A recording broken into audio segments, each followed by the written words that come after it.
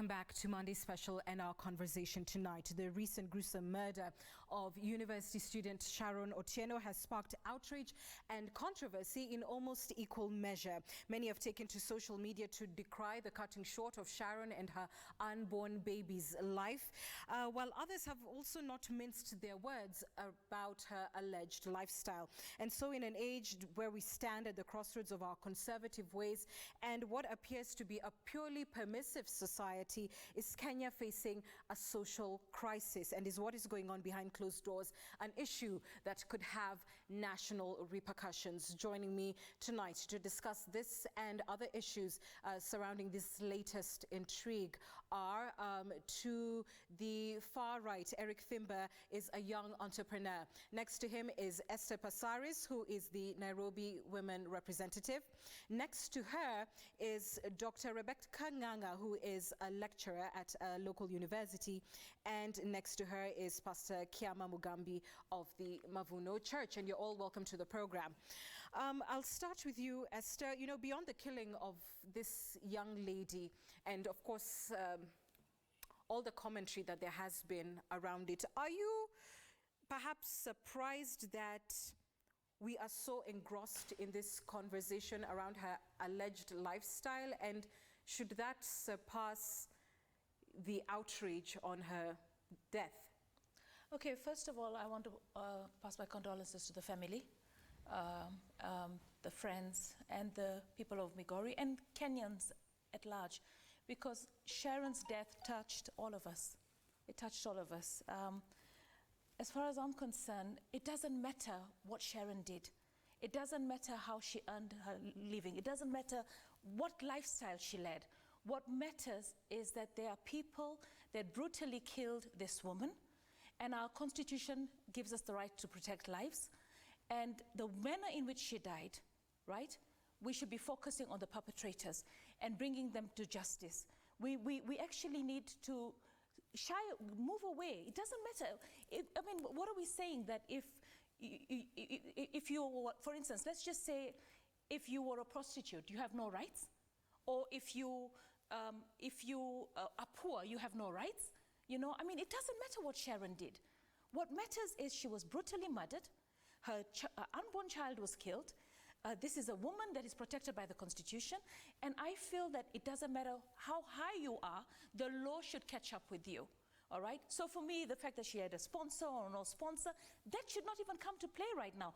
That is not what it should be on our, as Kenyan citizens and as people who have humanity, what should come in even the 10 Commandments. We're Christians.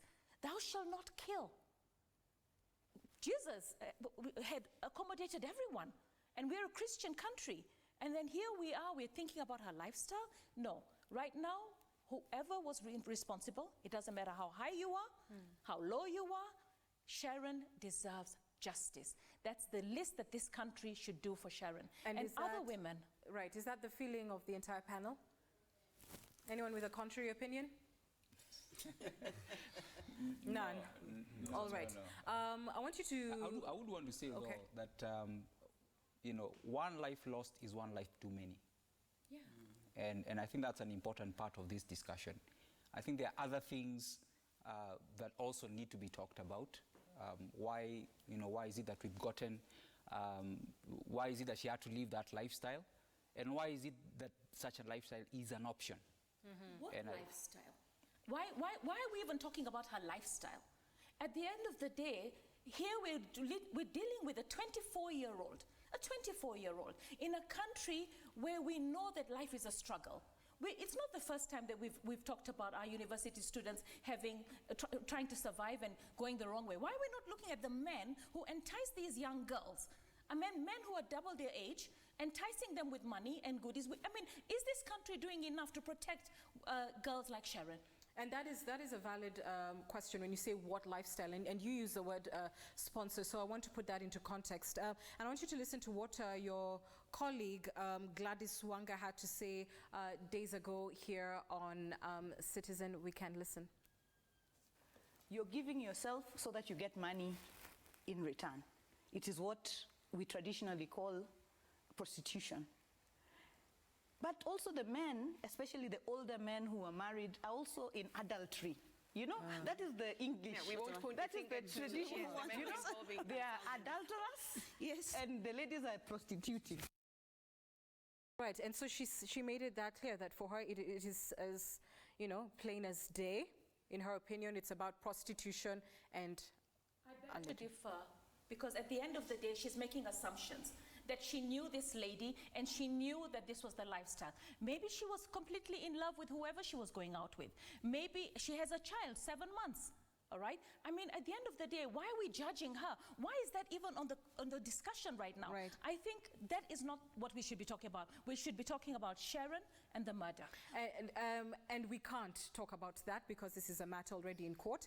And so I need us to move beyond that point to talk about the broader issue. And you, Pastor, said, you know, why is this even an option on the table? And Esther responded saying, look, we live in a country with such severe inequalities that, like it or not, there are a degree of women who feel that this is a necessary option. Some would press further and say that this is not just about modern inequalities, that this has been part of African culture, you know, since the beginning, that, you know, men have traditionally had, you know, a foot up or a leg up, if you like, in terms of economic empowerment, and that women would naturally be drawn to them, sometimes even pushed that way by their families, you know, to secure their financial, you know, stability. How would you respond?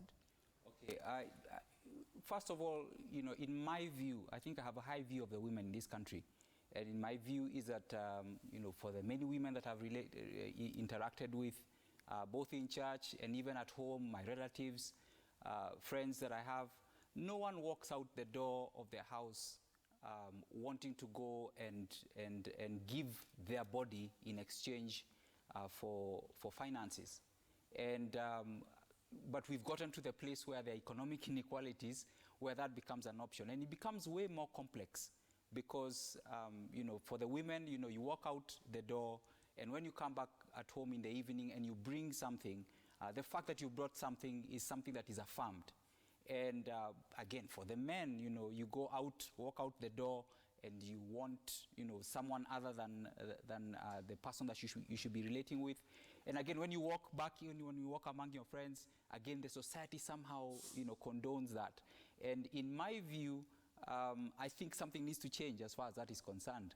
And I think we as the church, you know, our view is that, you know, for us, it's about human dignity. You know, there should never have to be a situation where someone walks out the door and you know, feels that they have to exchange their body in return for money. Dr. Nganga? Yes, I'm sorry about the death. It's certainly tragic that such a young life was cut short. But beyond the cry that is present, which is right, I mean, we need to mourn the death of these people because I understand the girl was pregnant. But after that, we need to look at what is bringing this into being. Is there something like failing to live within your means and trying to be who you are not? Is there something like some abuse that happened so that someone lost the sense of who they are and they are trying now to figure out, maybe the person died long ago. And the reason you are giving yourself to be used as an object by a man is that you don't have that sense of self, the pride that makes someone be who they are. And this is what we must look into. Are women, sorry, just to follow your train of thought, are women equally using men in that sense? And I think both are dead because a man that takes a girl who has aspirations, who wants to look nice, who wants to live at a certain level and take advantage of her, I think that man, there is something. And there is need to look into what is causing him, because I don't think it's just right to say that he's bad, and even if we send him to jail, so what? Others are doing it. And I'm not saying the law should not be followed. All I'm saying is we need to turn back and see what is causing this kind of belief. Let me ask it to you this way, Dr. Ari. And I've seen commentary, you know, in the last few days to this extent saying what is wrong with, and I hope I'll capture correctly what the author was saying, but it seemed to me he was saying what is wrong with a woman being attracted to a man purely for financial security, and how is that so different from what our forefathers did, if I may phrase it that way? I think there's something wrong. I think to use yourself as an object to be used is to have a very short-term view of life. Because actually, this girl, after the man has used you, because he's not marrying you, and the culture really provides even where he could marry more women, what happens to you after that? And when you grow older, what happens? It's too short-term view for somebody, actually, even at the university. I think there's something that, the system needs to be questioned.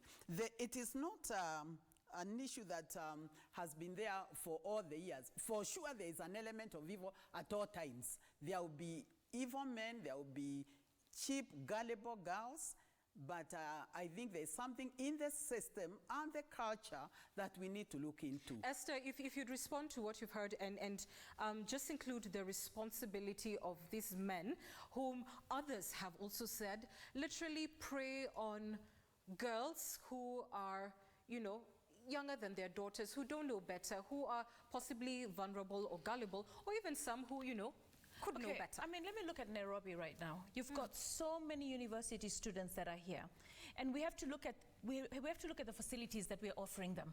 So you get accepted into a university in Nairobi. You're given help which does not even give you enough to sustain you. Your family cannot afford to sustain you. You're in the capital city, you're trying to get an education, all right? And then you meet a guy. He buys you a drink or two. All right, he tells you he loves you. You start having a relationship with him. He helps you with your tuitions. Maybe he helps you with your upkeep. You know, at that particular point in time, I think we have to realize that courting starts that way. Even a girl in the slum, when she's getting courted, somebody says, "Come, I buy you chips. Come, I buy you soda," and you have a date. Why are we making it look like when a person is having a relationship with the opposite sex, that it has to be that the girl has lowered herself, has lowered her standards? I dated a few men before I finally met my husband. At the end of the day, even my husband, the first time he took me out, he took me for dinner. And then we ended up married and we ended up with 2 children. Are we trying to say that as long as you date a man, do not accept a gift, do not accept a present, do not accept assistance, because that will be, he's your sponsor? Come on, where are we taking this? I think we have a problem as a country. Let us understand that poverty is real and it's biting. We're taking away opportunities from people. Right now, look at all the women who've lost opportunities that have got children to feed. They've got children to feed at home. They have no opportunities. We say we don't want prostitution. What are these women supposed to do? What are the options that we're giving them? We're destroying options. A country should look at addressing opportunities. Right now we've got drug addicts. We've got an increase in rape. What I need the judiciary and the police to focus on expeditiously dealing with criminal offenses against women, criminal offenses against children, and nobody should be above the law. Right now we're dealing in Eastleigh with a young 7-year-old boy who was sodomized by a malim from a mosque. Right? We can't even find a safe house to put this young boy. At the end of the day, this man is a senior man in the Muslim community. We might not be able to get an arrest. I think we're missing the point. We have to end rape culture. We have to defend our women, our elderly, and our children, and our boys. So I feel right now, let's not, if we have societal issues, let's not use Sharon to address societal issues. Let's use Sharon's death to address the judiciary and how we deal with rape and murder. And I think you're quite right in saying, let's not use Sharon's. And it's unfortunate that, her very grisly demise is what has sparked a larger conversation about our changing culture. But you've talked about the boy child and his plight as well. Eric, you're not a boy or a child. He's a young man, an entrepreneur. And I just want to take a different tangent. So, if you listen to talk radio in the morning, part of the chatter has been that, some of these girls say, you know what, it's not even about hard economic times and things like that.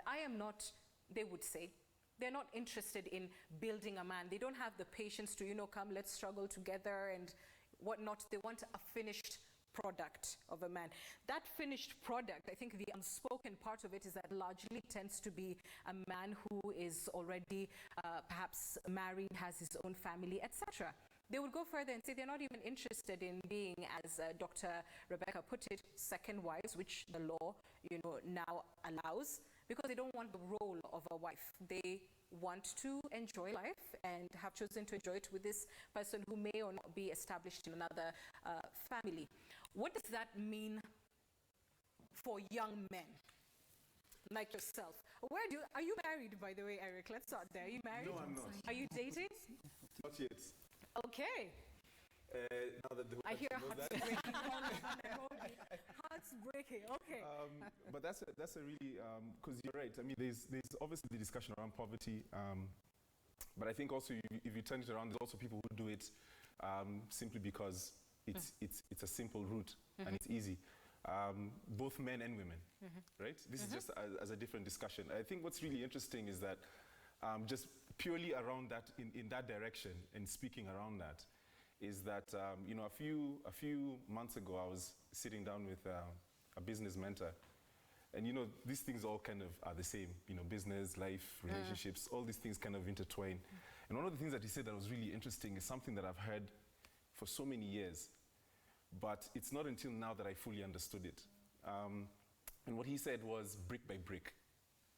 That's how you build things that last. That's how you build things that are amazing. That's how you make anything that's worthwhile. And I think one of the things and so what he said is that the problem with your generation, of course addressing me, is that, we have become so stimulated by everything that we want everything now. And so the idea of being able to work through a relationship, it's the same thing as you're working on a shamba. You have to cultivate it, you have to throw some seed, you have to put some work in so that you can be able to produce a crop, right? It may not be great, and it may be great. That's how life is. And so what you realize is that there's this sense of kind of a fast track to, this happens for both men and women, a fast track to what it is that you want to be able to achieve. And that doesn't exist. So this illusion. What they call the microwave generation? Microwave generation. And that doesn't exist. By then I was told that I'm the fetching kuni generation. I took a lot of exceptions to that statement, but go ahead. But the sad thing about that is that, it's interesting because I'm now 36 years old. And this guy coming to say to me, brick by brick, and this is the first, I'm 36 years old. I've heard this all my life, and this is when it's making sense. And the thing is, again, just back to this conversation around, the discussion that we're having is that, I cannot imagine when I was 24 years old, right? If someone came up to me, right? At 24 years old, as a guy, at the time, I remember 24 years old, I was literally struggling to finish college. If someone came up to me and told me, hey, here's some cash for you to, I'd honestly really consider it. So, at that yes, I'd be like, you know what, I'd think about it, because it's not even a question of morality and what do you believe in, but in the sense of understanding the context with which I'm in at that very moment. And so the thing is, around this discussion, for me personally, I really do place the blame on the man, the older guy, the guy who knows better, the guy who knows that at this age, if you go out drinking all night, you're not going to be able to work the next day. There's certain things that you know at this age that are just wise, that come through wisdom. And I think the sad, unfortunate thing is that at a young age, what were we thinking when you were 24 years old? Your view was short term. You were thinking about the next party that you're going to go to. Even by the time if I decided to make that leap and have this thing with whoever this person was, in my mind, because I'm 24 years old, I'm thinking this is only going to last for a week or two, and the next thing you know is that you're caught up in this whole lifestyle. So for me, the way that I look at it is that in as much as, yes, both are culpable, for me, I look at it and I think, This older male. And what is it that, troubles you? Is it the age difference? Is it the financial connotation to these relationships? Because if you're talking about an older, and I'm sorry just to take you back to my prior question, if you're talking about an old guy with a young girl, it is not entirely new in our social context. Come on. I mean, is it? Look at the Maasai community. You got a 50-year-old man getting a 13-year-old girl. All right, we still haven't dealt with that. All right, Yes. And that's my point. We still haven't dealt with that. So African men taking young women has always been the case. We had exposés a few years ago of 15-year-olds already having sex. We're actually living in a situation where we don't want to discuss it. Right. I think it's important that churches and schools start discussing sex. Yeah, They but start- there they- is they an issue of commitment. Because our There's- children are being abused, we're not discussing it, and the child is not discussing it with the parent, we're told Tabia Mbaya, and then what happens is the child is being abused. I think it's important that we face reality. You've got the internet, you've got children that are abusing children, you've got teachers that are abusing children, you've got pastors that are abusing children, you've got society abusing children, women and so if the abuse starts at a young age, when you reach that age, you're probably looking for a way to just survive. I think it's important that we face the reality that we have to start discussing these issues so that when we discuss them, our children can come home and say, Daddy, Mommy, this happened. Doctor. Yeah, so that discussion, where does it begin? Is it at home?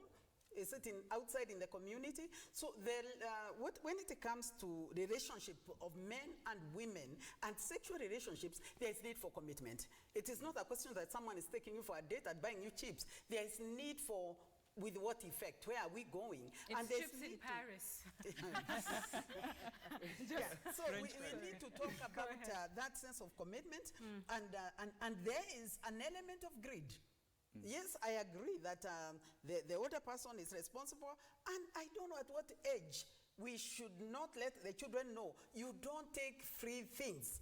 There's nothing free There's in no this free life, lunch. including the air we breathe. We will be accountable to God. Let me Yeah. pose this to you, Doctor and Pastor, because part of what you hear is people don't want to be morally policed, if I could phrase it that way for lack of a better term, and especially in regards to women and how they conduct their personal affairs. And like I said in my opener, we are in this age of unbridled freedom to dress the way I want, go where I want, and in a sense it is even part for some of the larger feminism movement. It is freedom with my body, my beliefs, etc. What do you think about that? I think I want to say, with every freedom comes responsibility. And so, you know, we are free, you know, we live in a society where people can pick up what they want to do, but with every freedom, with every thing that we exercise, there's a responsibility. And I want to agree with Dr. Ng'ang'a here and say that, you know, with the joy of love comes commitment. The moment, you know, commitment is removed, or let me use the word divorced, from love and relationship, then we have a spiraling down that we're beginning to see in our society. Allow me to just comment on a couple of things. I think the picture of masculinity, or what we have portrayed as the right kind of masculinity, somehow that has been eroded, and that needs to be recovered. So that if this is an older person, you know, whether it's a man or a woman, if it is a man, his masculinity somehow allows him to be able to take advantage of someone who is younger, who is financially weaker. I think there's a problem with that, and we need to revisit that conversation and say, look, masculinity should not look like this. And I do want to say that at a certain point, someone has got to be able to say, look, this isn't right. The moment that a relationship becomes commodified, and so that, you know, for the man, he's getting something out of the younger girl, or for the older lady, he's getting something out of a younger, poorer, weaker, inexperienced person, that is preying on someone. And in my view, that is not a dignified society. I'm sorry, I'm running out of time, so I must push it forward to you, Doctor, with another question. And to all, as we close and look at the larger impact, if at all any, on society, and it would be this. Would you say that there is, as another group of people have argued, a more substantial issue here around integrity and the integrity of the individual? What I am willing to do to get ahead? Because for many, and let me speak from the women's perspective, for many young women, they will tell you that, but you can see right there is the example of the one who went that way and has made it up. be it the promotion in the workplace or was able to start their own small business. It was quote unquote, I don't know, necessary evil, if you like, to get to a certain place in life. Is there a larger issue around the integrity of the individual? And does that have a ripple effect on the country that we are creating? Yes, I think there is a larger effect. One, this being defined by the outside rather than from within, so that it is, we women do like this stereotyping. So you lose who you are and to the larger society, like you say, women should be done this, sex should be taught or something. No, no, no. I think we need to come back home and start defining some terms like what is to enjoy life, what is success. Because I believe the definition of this, which normally comes from home, is where the problem is, where the people are being told by what you see out there. And when you say it has worked in the society, I think people haven't gotten the pain that goes with it too, and loss of dignity. That who are you? When people just commodify you, you have transaction that you don't have that, men protecting women and dignifying them and enjoying that dignity. And I think even from the days of old, men have protected women. And when they start using them, there is something that we need to go back to. There is a loss of integrity, the integrated life where the soul within, the society and the values, we need to talk about them. Esther, let me ask you this, because you are in a position, and I don't want to speak specifically of the case that is now in court, but I want to speak broadly, because this is not the first time that we are seeing something like this, that some sort of a love scandal, if you like, involving people who are in position in authority. And does it matter to you what we do behind closed doors? Does it matter the way we conduct even those relations, particularly of leaders? And do you think it has an impact on how people lead? Does it start in the private closet, or can one, have their issue here and there and still be a fantastic, leader? Because if you look at other jurisdictions, I beg your pardon, like the United States, you have a scandal like this before an election, there's no way you're getting elected. In Kenya, it seems we can survive anything. Your thoughts? When I look at Kenya right now, all right, and I've been involved in sexual gender-based violence, and when you hear the victims and you see it cuts across from a 9-month baby all the way to a 93-year-old woman. So we have a problem in our country with sexual gender-based violence. And it will be even more so when you have a huge bulging youth that have no jobs, that are taking drugs and alcohol, and where you have women that are trying to survive, and we're putting them to study in universities, we're not giving them enough. The cost of living in Nairobi is so high, and then, and then you've got men that take that opportunity to exploit. These are societal issues, right? When you look at the slum, the first sexual experience of a young child in the slum will most likely be a relative. Why? Because they live in a one-room cubicle. When the mother and the father are doing their thing, the children are observing. Then it happens in the neighborhood. So all I'm saying is, as a country, right, poverty is actually making SGBV, sexual gender-based violence, is on the increase. All right? And that's what we need to address. But I'm asking and you, and it's an important discussion, but right now we're talking about oh goodness, the worst example came to my mind. I almost said it's a willing relationship. So this is not about the violence, though I hear the correlation that, as poverty increases, then you're more predisposed to that. But in an ideal situation, if it is an ideal situation, where people are just doing this because that is the way of life that they have chosen, and I'm speaking now particularly of leaders, does it matter how they conduct their bedroom affairs? Does it have a ripple effect on how we are governed, perhaps? Look, I mean, it should, but it doesn't. All right, I don't think it does. And maybe this is going to be the test case to see whether we're actually going to take justice to another level. Because we have seen leaders, right, elected at all levels, abusing women and getting away with it. Nobody's above the law. We should protect women from sexual offenses. We have a Sexual Offences Act. We should strengthen it. We should improve on our judicial processes. We should improve on our evidence collection. Basically, as far as I'm concerned, nobody's above the law, whether you're the president, whether you're an MCA. If you abuse a woman, right, you should be able to face the law. And I believe that whatever happens at the background, when it comes to a situation where one has been raped or one has been violated or one has been killed, it doesn't matter what position you're in. And it doesn't matter what the woman was doing. Yeah, Eric, I beg your pardon. Does it matter what a singular young woman or young man watching this program today is doing in their private lives? Besides the situations that, examples that Esther has given, no one is breaking the law of the land. It is not illegal to, if I was to borrow the terms of the legislator we saw earlier, to be adulterous or promiscuous or whatever one may want to call it. It's not illegal. But does it matter what a singular individual does, and what is the net impact, if anything, again, on the society in which we live?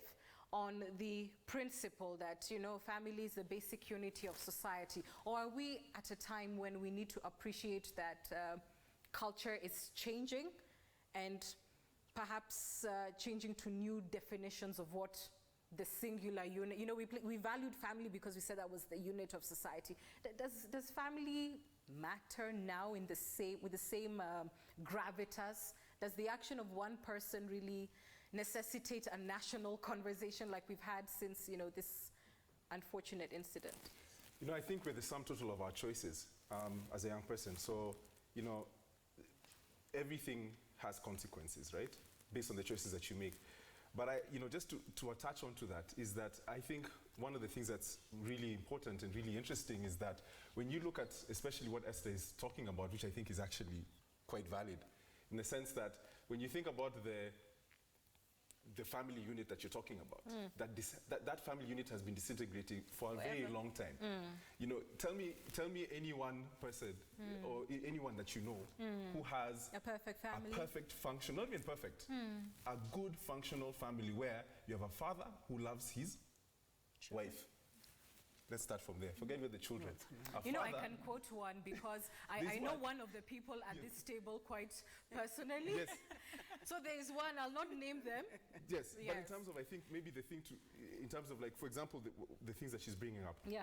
When you look at, for example, the majority perpetrator of all these issues that she's talking about is men, correct? There's a small percentage that's women. If you look at, for example, in the family unit, for a large majority of people that I know. In fact, the other day I was having a conversation with some young guys, about 6 of them.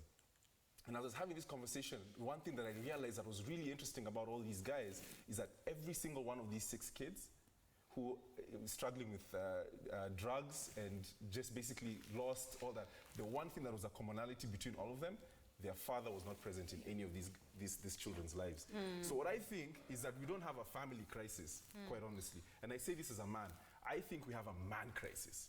I think the role of this, of what's supposed to happen in this society, fundamentally, the man is supposed to protect. Not even provide. Even if you look at animals, lions, the lioness is the one who does 90%. She's the hunter, yeah. 90% of the hunting. But what is the role of the lion? It is to protect and to surround the homestead with, basically to protect the territory. What we have is a situation where the person who's supposed to protect is the one who's the predator, more often than not. In the family, he's the one who is abandoning his family to go and date girls who are his daughter's age. So what I think personally, and I say this with all due respect as a man, that when I look at Kenya specifically as our society, the thing that I think that we need to have a discussion about is because we have a lot of programs for the girl child, but we really need to start talking and having conversations with the boy child. There was a study that was done a few years ago where there was this was a study that I was a part of, we were conducting. And there was this, and so what happened was a study that was done in the slums, and the students were asked, these were 12 to 13 years old, were asked to do a secret ballot of some of the questions that they just always wanted to ask.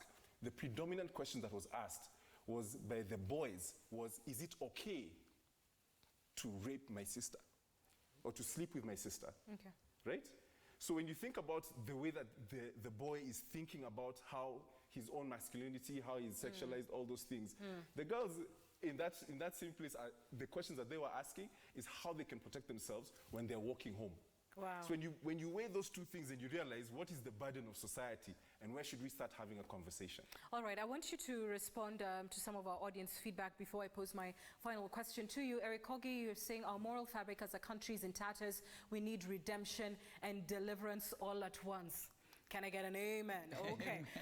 Let's go to another comment, if this would load for us. Youth are taking the stuff on social media. Okay, the stuff on social media so seriously that they end up in a very devastating state. Somebody quickly on the impact of technology in wanting to embrace all of this. Go ahead, Eric. The one thing that's really interesting about social media is that I say this all the time, it's fake world. So what happens is that there's all these people who are living. So for example, if you look at the situation with Kobe and all the stuff that was happening, just sorry, as an example, that's fake world. Social media is not real. There is absolutely no one who posts their struggles or the things that they're going through on social media. Social media is a fake world. So any person who is interacting on social media, if you come with that perspective and understand that you're interacting in fake world, right? And act as such, right? Ignore that stuff. Ignore all that stuff. It's not real. None of that stuff is no one there is living their best life, right? People are depressed, sad, living my and best life. no one is living the hashtag. No one is living their best life, right? All of us are struggling. All of us are trying to make this thing work. Yeah. All of us are trying to figure stuff out, and we don't know what's going on. Oh my goodness, let's look at this one. Society itself has failed in educating its child on morality, and when the child takes a different direction because he or she grew up with the mentality of survival for the fittest, that same society comes back to act, judge, and jury. True? I want to say something about that.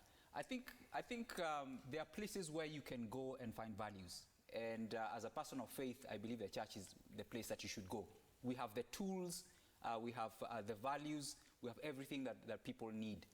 But in my view, I think the society undoes some of that stuff. And we need to recover that. We need to recover our understanding of masculinity. We need to recover our understanding of femininity. We need to rediscover what it means to be a family. And the place that we'll find that is in religion. The place that we'll find that is in the church. And we're talking I about disagree. I disagree. Look at the Catholic Church. It's been riddled with a lot of sodomy. And I'm sure Kenya has not been excused from that either. It's just that we don't discuss it.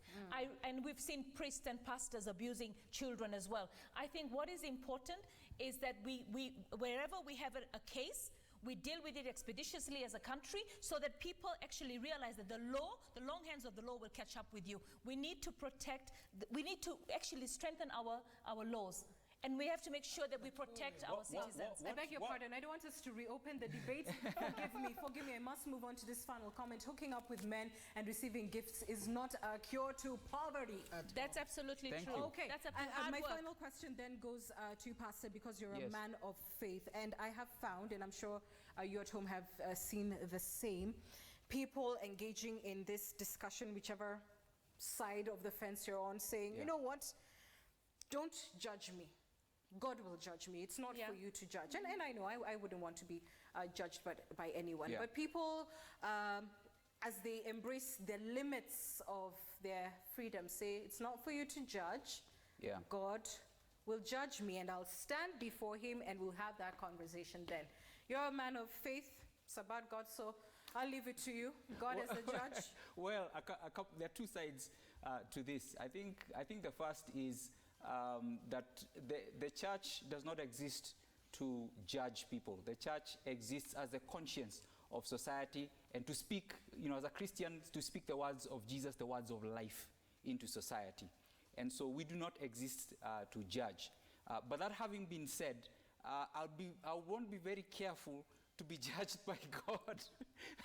It's not as simple as I mean, the creator of the world, to fall into his hands, but he's a merciful God, but he wants the best life for us. And the best life for us is a life of dignity, is a life of joy, a life of peace, a life of integrity, wholesomeness, who I am in the inside and who I am on the outside, you know, concur. It's not a life of conflict. It's not a life of being used by someone. It's not a life of using someone else. And that's what, you know, life in faith is about. And in my view, the place where you will find that is in a community of faith where you hear the word. And sometimes, you know, I'd agree, yes, Honorable Esther is right. You know, pastors have failed people. People have been judged. But the message of Christ, the message of the church, the message of the cross is one of life and life in abundance. 10 seconds to you all for final comments. Dr. I'll start with you. Yes, I think one question you asked about whether what happens in the hidden doors matters. It does. That's where life begins. It's what we learn, it's what we do behind the doors that determines who we are in the outside. So I believe we need to revisit what we are doing. We need to have standards. We need to set standards. And for sure, some people have failed. Some people in the church have failed, but not everyone. It still remains where the solution is. Because even if we jailed everybody, that won't be the sort. We need to go to the roots. All right, Esther. Obviously, our faith is challenged. You know, I say being religious and being spiritual are two different things. We need to be more spiritual, connected with the word, and basically know that the basis of existence is love. And when you love, you protect. Okay, and you nurture. You don't destroy, and you don't kill, and you address problems. So I feel as a country, we need to actually understand the social needs of this country, and I believe that if we do that as a country without blinders, we actually address the social ills, then we will be able to move forward. Because morality, for me, requires structures, and we don't have the structures. All right, Eric, and if you would, because you talked about men and the failure of men, I'm wondering, what is the definition of a man to you? Yes, I went there. And not just, because part of what we have heard is, you know, then to be a man means what? I can drive this, I can get whom, I can, you know, there's an element of that encourages perhaps a certain way of life. So in your concluding comments, if you tell us what it means to be a man. Well, I mean, in this, let me just say it very simply. That's a very complex question, but in a very simple format. I think the one thing that we need to recapture as men is the understanding that we're here to protect. Yeah. That's it. If we just focused in on that, and the second thing that I just want to say to any young person who's listening to this is just this, yes, as men protect, but also brick by brick. Haba na haba hujaza kibaba. There is no shortcuts. If that's just how it is. I've tried, I've looked. I really tried to figure out how to not work to get the things that I want. But unfortunately, brick by brick, haba na haba. So start now. What an incredible panel. I thank you all. Ladies, Eric Thimba is single. He might not take you to Paris, but he's single. Thank you for watching. He'll take you to Java, he says. Good night and God bless. Bye-bye.